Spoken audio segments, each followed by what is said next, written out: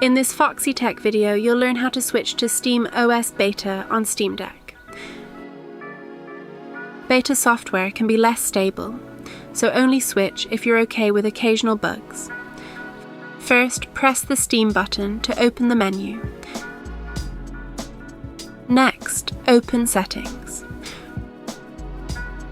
From there, in System Settings, find Beta Participation and click Next to System Channel Update.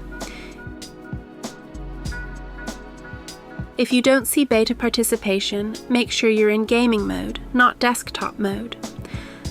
After that, select Beta from the pop-up window. Then, when prompted to restart, click Restart Now. Now, after it restarts, go back to System Settings. Click Check for Update, then click Apply to install the beta, and your deck will restart once more. That's how to switch to SteamOS Beta on Steam Deck. If this was helpful, subscribe to Foxy Tech for more Steam Deck tutorials.